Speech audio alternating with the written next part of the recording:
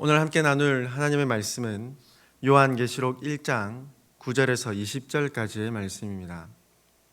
요한계시록 1장 9절에서 20절까지의 말씀입니다. 하나님의 말씀 함께 봉독하도록 하겠습니다. 나 요한은 너희 형제요 예수의 환난과 나라와 참음에 동참하는 자라. 나 하나님의 말씀과 예수를 증언하였으므로 말미암아 반모라 하는 섬에 있었더니 주의 날에 내가 성령에 감동되어 내 뒤에서 나는 나팔 소리 같은 큰 음성을 들으니 이르되 내가 보는 것을 두루마리에 써서 에베소, 서머나, 버가모, 두아디라, 사데, 빌라델비아, 라오디게아 등 7교회에 보내라 하시기로 몸을 돌이켜 나에게 말한 음성을 알아보려고 돌이킬 때에 7 금 촛대를 보았는데 촛대 사이에 인자 같은 이가 발에 끌리는 옷을 입고 가슴에 금띠를 띠고 그의 머리와 털의 희기가 흰 양털 같고 눈 같으며 그의 눈은 불꽃 같고 그의 발은 풀무불에 단련한 빛난 주석 같고 그의 음성은 맑은 물소리 같으며 그의 오른손에 7 별이 있고 그의 입에서 좌우에 날선 검이 나오며 그 얼굴은 해가 힘있게 비치는 것 같더라. 내가 볼 때에 그의 발 앞에 엎드려져 죽은 자 같이 되매 그가 오른손을 내게 얹고 이르시되 두려워하지 말라. 나는 처음이요 마지막이니 곧 살아있는 자라.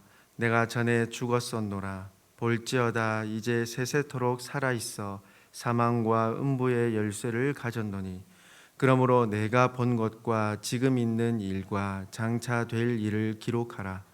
내가 본 것은 내 오른손에 7 별의 비밀과 또 7 금 촛대라. 7 별은 7 교회의 사자요 7 촛대는 7 교회니라. 아멘. 우리 성도 여러분, 요한계시록이라고 한다면 어떤 마음이 드시는지요? 요한계시록에 기록된 표현들을 살펴보면 많은 표현들이 어렵고 쉽게 볼 수 없는 모습들을 묘사하는 기록들이 많습니다. 그래서도 또 많은 사람들이 난해하게 여기는 성경이기도 하며 무엇인가 신비한 성경, 마지막 시대에 대한 예언으로만 생각하는 막연한 두려운 마음들을 가지고 있기도 합니다. 그러나 요한계시록은 자세히 들여다볼수록 어떠한 신비나 베일에 쌓인 신비로운 성경, 어려운 성경 또는 미래에 대한 어떤 일에 대한 소위 예언으로만 기록된 성경이 전혀 아닙니다. 오히려 지극히 현실적이면서도 그리스도인으로서의 믿음을 굳게 붙들고 살아가야 함을 힘과 위로를 더해주는 성경이 바로 요한계시록 성경입니다. 요한계시록은 오늘 본문 9절에서도 기록하고 있듯이 사도 요한이 반모섬에서 하나님의 말씀을 받아 기록한 성경입니다. 기록된 시기를 조금 더 자세히 생각해 보자면 학자들마다 다양한 견해와 주장들이 있지만 대부분의 학자들은 기독교의 전승 및 기독교 역사의 교부들의 증언에 따라 도미티아누스 황제 시기로 유추하고 있습니다. 사도 요한은 소아시아에서 복음을 전파하다가 도미티아누스 황제 통치 말기에 반모섬으로 추방되었다고 전해집니다. 그 시기가 도미티아누스 황제 14년 주후 약 95년입니다. 이 시기, 즉 1세기를 살아가는 당대 그리스도인들을 위한 성경으로서 그리스도인들에게 하나님 말씀에 대한 계시를 전달함으로써 믿음을 굳게 지키고 살아가도록 하기 위한 목적을 가지고 있는 성경이라 할 수 있겠습니다. 이와 같은 맥락을 따라 요한계시록이 기록된 상징들 및 모습들은 저자인 사도 요한이 창작한 독특한 모습들이 아니라 이미 기록된 이 구약 성경의 모습들이 사용되고 있음을 알 수 있습니다. 통계로 생각해 보자면 요한계시록 총 이 404구절 중에 구약에 기록된 사건들에 대한 명시적 또는 암시적 언급이 약 518회나 된다고 합니다. 즉 요한계시록은 막연한 신비의 책이 아니며 오히려 성경을 바르게 알고 있다면 이해하거나 깨닫기에 큰 어려움이 없는 성경이라 할 수 있다는 것이죠. 당대 1세기의 초대교회의 배경들을 생각해 보자면 어떻습니까? 지금과도 크게 다르지 않듯이 세상의 여러 가지 학문과 철학, 문화에 따른 거짓된 가르침들, 헛된 것을 숭배하도록 하는 미혹들, 박해와 핍박 등 그리스도인들의 믿음을 뒤흔드는 요소가 많은 시대였습니다. 이와 같은 배경을 가지고 요한계시록의 핵심 주제는 예수님을 통하여 주시는 그 계시의 말씀대로 반드시 이루어질 일들임을 알려주심과 동시에 사도 요한에게 말씀을 전하시는 분, 곧 이미 이 땅에 오신 예수님을 중심으로 살아가야 함을 가르쳐 주신다고 정리할 수 있겠습니다. 즉 요한계시록에는 미래뿐만 아니라 과거 그리고 현재도 함께 공존하고 있는 성경이라 할 수 있다는 것이죠. 그러므로 요한계시록은 어떤 미래의 일을 내다보는 식의 예언으로서만의 책이 아니라 성경이 아니라 반드시 다시 오시겠다 약속하신 예수님을 기다리는 이 시대 속에서 어떻게 믿음을 붙들고 살아가야 하는지를 가르쳐 주시는 성경으로 요한계시록을 이해해야 한다는 것입니다. 오늘 본문을 보면 9절과 10절에서 언제 어디서 어떻게 예수님을 통한 계시를 받게 되었는지 먼저 설명하고 있습니다. 유배당한 이 반모섬에서 주의 날, 곧 예수님께서 부활하신 날, 이 주일을 의미하죠. 그날에 크신 위엄과 능력을 가지신 참 하나님이신 예수님께서 사도 요한에게 직접 명령하셨음을 밝히고 있습니다. 그 명령은 이렇습니다. 오늘 본문 11절입니다. 이르되 내가 보는 것을 두루마리에 써서 에베소, 서머나, 버가모, 두아디라, 사데, 빌라델비아, 라오디게아 등 7 교회에 보내라 하시기로. 예수님의 관심은 지금 어디에 있습니까? 소아시아 지역에 위치한 교회들에 있죠.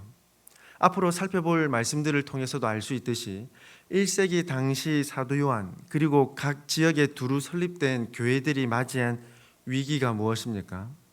구원의 진리와 그에 따른 올바른 믿음에 대한 미혹, 박해들입니다. 즉 영적 전투가 치열한 그 시대를 살아가는 이 교회, 성도들을 향한 하나님의 말씀을 사도 요한이 예수님의 그 말씀을 받아가지고 선포하고 있다는 것을 밝히는 것이죠. 그에 앞서 오늘 본문 12절부터 16절까지 기록되는 모습은 무엇일까요? 온 세상의 창조주가 되시며 주관자이신 심판주가 되시는 예수 그리스도를 기록하고 있습니다. 특별히 오늘 본문에서 보이는 이 광경은 이 다니엘, 구약 성경의 다니엘 7장에서 보는 이 환상과 직결되고 있습니다. 다니엘 7장에 기록된 장면은 옛적부터 계신 이 앞으로 인자 같은 이가 나아가는 장면이 기록되고 있습니다. 예비된 권세와 영광과 나라를 얻기 위함으로써 인자 같은 이가 나아가는 장면이 기록되고 있습니다. 사도 요한이 목격한 광경도 보십시오. 두루마리에 써서 7 교회에 보내라는 그 나팔과 같은 장엄한 목소리에 뒤를 돌아본 사도 요한은 7 금촛대를 봅니다. 그리고 7 금촛대 사이에서 거니시는 인자 같은 이를 목격하게 됩니다. 오늘 본문 20절에서 예수님께서 가르쳐 주시듯이 7 촛대는 예수님께서 말씀을 전하라 하신 대상이 되는 7 교회를 의미합니다. 다니엘 7장 9절 말씀을 보면 옛적부터 계신 이가 좌정하셨습니다. 그분에 대한 묘사는 이렇습니다.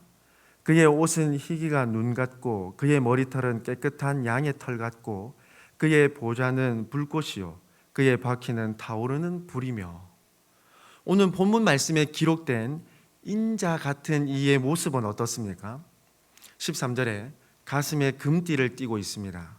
그리고 14절에 머리와 털의 희기가 양털과 눈과 같이 힙니다. 그리고 그의 눈은 불꽃 같습니다. 그리고 15절에 기록된 예수님의 발은 단련한 빛난 주석, 재련한 청동과 같다라고 기록합니다. 한편 출애굽기 24장 10절 말씀을 보면 하나님의 발 아래를 빛나는 청옥과 같다라고도 기록하고 있습니다. 이와 같은 모습이 오늘 본문에 기록되는 인자 같은 이 곧 예수님에게도 온전히 동일하게 드러나고 있다는 것입니다. 하나님께서 보여주신 그 영광과 위엄, 존귀, 능력이 성자 하나님이신 예수님에게도 동일하게 나타나고 있다, 드러나고 있다라는 것을 사도 요한이 지금 목격하고 있다는 것입니다. 예수님께서 온 세상을 다스리시는 왕과 같은 분으로 목격하고 있다는 것이죠. 예수님께서 하신 마태복음 16장 28절의 말씀을 떠올릴 수 있겠습니다. 진실로 너희에게 이르노니 여기 서 있는 사람 중에 죽기 전에 인자가 그 왕권을 가지고 오는 것을 볼 자들도 있느니라. 다시 오실 예수님께서 어떤 모습으로 이 땅에 오실지에 대한 예수님의 말씀입니다. 뿐만 아니라 예수님의 입에서는 좌우의 날선 검이 나옵니다. 지금까지 기록된 예수님의 모습들을 살펴보면 어떻습니까? 기름 부음 받은 자, 메시아로서 예수님께서 소유하신 삼중직이 모두 보이고 있습니다. 사도 요한이 본 모습이 무엇입니까? 인자 같은 이가 금촛대, 엄밀히 말하자면 등잔대를, 금 등잔대를 의미합니다. 등잔대 사이를 거니시는 모습, 왕과 같은 무한한 위엄과 존귀와 영광을 드러내시는 모습, 그리고 입에서 나오는 날선 검의 모습은 예수님께서 가지신 이 삼중직을 발견할 수, 깨달을 수 있다는 것입니다. 대제사장이신 예수님, 모든 열방을 다스리시며 주관하시는 심판주가 되시는 그 예수님, 날선 검과 같은 하나님의 말씀을 선포하시는 참 선지자이신 예수님의 모습을 발견하게 된다는 것입니다. 그 전능하신 참 하나님이신 예수님을 목격한 이 사도 요한은 그분의 앞에 엎드릴 수밖에 없는 것이죠.